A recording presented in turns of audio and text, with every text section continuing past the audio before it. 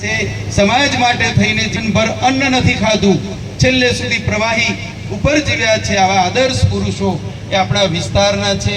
એના જીવનમાંથી પણ આપ સૌ વિદ્યાર્થી મિત્રો એ પ્રેરણા લઈ એવી અપેક્ષા રાખું છું. આ તબક્કે આ કાર્યક્રમમાં મને બોલાવ્યો, મારું સન્માન કર્યું, બે શબ્દો આપની વચ્ચે મૂકવાની તક આપી એ માટે જય ભીમ, આભાર, થેન્ક યુ. તબક્કે આપણે ખૂબ ઉત્તમ વાત કરી છે અને સાથે સાથે કીધું છે ભીમરાવ સંગઠને સમાજની દીકરીઓને મંચ આપી અને એક નવો રાહ ચીધ્યો છે. અમારે સાડવી હતી, પણ દુઃખની વાત એ હતી, એક નજર દોડાવી અમે સાહેબ કે અમારે કે તમારે કોઈ પણ સમાજની જો પ્રગતિનું માપન કરવું હોય તો એ સમાજમાં એ સમાજની સ્ત્રીઓમાં શિક્ષણનું પ્રમાણ પણ ભલે આપણે અહીંયા ત્રણ બહેનો આપણને માર્ગદર્શિત કરી રહી છે, આપણને મંચને શોભાવી રહી છે, પણ હજી આપણા માટે મેં જેમ કીધું સાથે આપણી જવાબદારી પણ બને છે, બહેનોની જવાબદારી ખાસ કરીને એ બને કે આપણે વહેમો અને અંધશ્રદ્ધામાંથી પણ બહાર આવવું પડશે. અને આ શિક્ષણ જ્યારે રસોડા સુધી पढ़ा लिखा व्यक्ति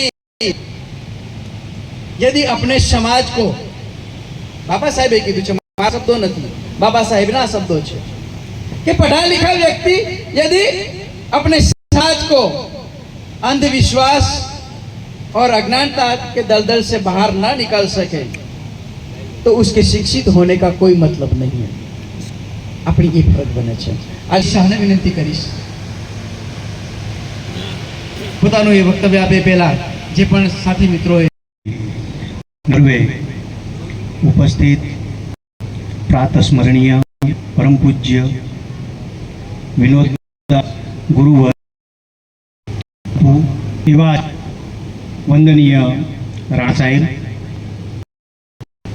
આજના સમારંભમાં ઉપસ્થિત ડૉક્ટર હર્ષદ જે શિક્ષણ સેવા પ્રિન્સિપાલ માંડલ અને હમણાં જ મારા પૂર્વ વક્તાઓએ વાતના નારી શક્તિ જયશ્રીબેન આ કાર્યક્રમમાં અનિવાર્ય કારણે ઉપસ્થિત નથી રહી શક્યા એવા અનુભવ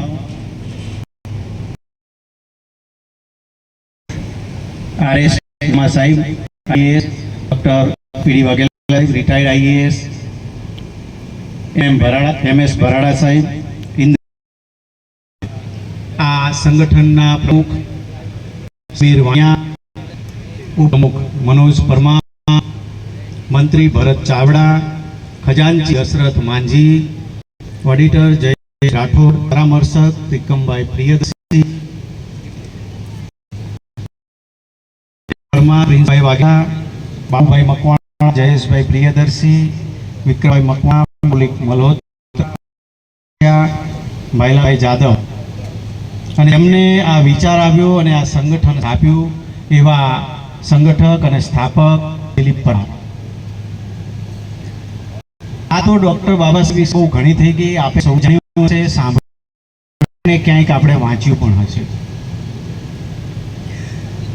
એ 14મી એપ્રિલનો દિવસ 1891ની સાલ માતા ભીમાબાઈના કુખે જન્મેલું એ રતન. આપણે એમની જો વાત કરવા જઈએ તો દિવસોના દિવસો એક કથા બેસાડવી પડે, પણ વધારે એમના પૂર્વ ઇતિહાસમાં નહીં જતા. જે મુખ્યત્વે જે બે ત્રણ બાબતો, કારણ કે સમયની પણ પાબંદી હોય, ગરમી પણ એવી હોય, ત્યારે મારે થોડી વાત समक्ष मुकवी है. एमा कोई मारो विचार थी पण वो सहारा गया, जे था नाज वो सहारा चला गया, जिए तो ये वहाँ सहारा चला गया. एवं જ્યારે આપણે ડૉક્ટર ભીમરાવ આંબેડકર વિશે કહી શકીએ ત્યારે બાબા સાહેબની જે ઘટનાની વાત હોય આપનાઓ વચ્ચે એમણે મેટ્રિક પાસ કરી, મેટ્રિક ચાલતું અને મેટ્રિકની પરીક્ષા પછી આગળ શું, અને ત્યારે એમને વડોદરા મહારાજા શ્રીમંત સયાજીરાવ ગાયકવાડ એ સમયના એ સુધારા હતા.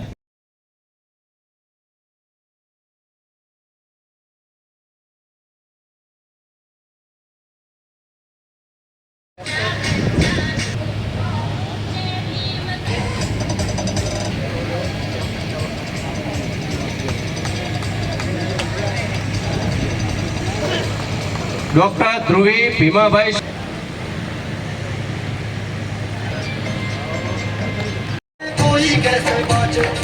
ડોક્ટર દક્ષાબેનજી રાઠોડ ઉપસ્થિત છે.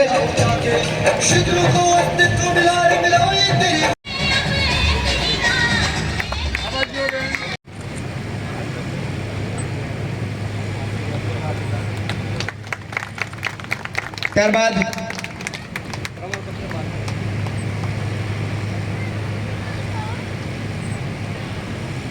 કાર્યક્રમ એ આપ જોઈ શકો છો ત્યારે અત્રેથી પણ પ્રિયાંશી વિડીયોનું પણ હું અત્રેથી હાર્દિક સન્માન સ્વાગત કરું છું.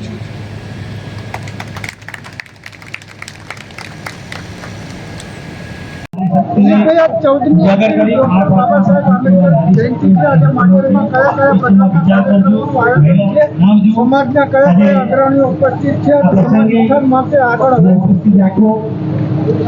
જય ભીમ. હું ખારાપાટ ભીમરાવ સંગઠનના સ્થાપક દિલીપ પરમાર.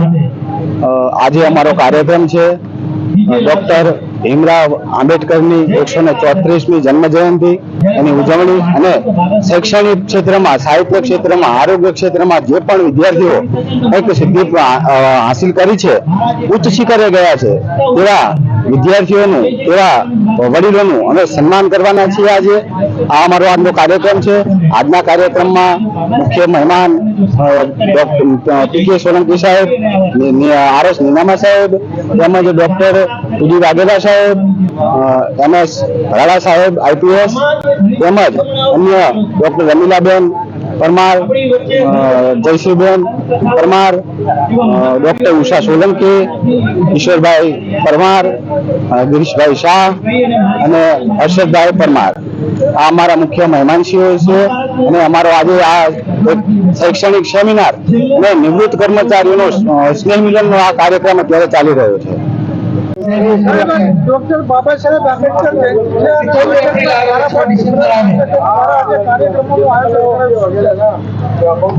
ડોક્ટર બાબા સાહેબ આંબેડકરની 134મી જન્મ જયંતિ નિમિત્તે ખારાપાટ ભીમરાવ સંગઠન દ્વારા જે આયોજન કરવામાં આવ્યું છે એમાં એની ખાસ વિશેષતા એ છે કે સમાજના તેજસ્વી વિદ્યાર્થીઓને સન્માન કરવાનો છે, તેમજ બાબા સાહેબ જે મહિલા સશક્તિકરણના હિમાયતી હતા એના ભાગરૂપે આ સંગઠન દ્વારા મંચ ઉપર 50% મહિલાઓને સ્થાન આપ્યું છે.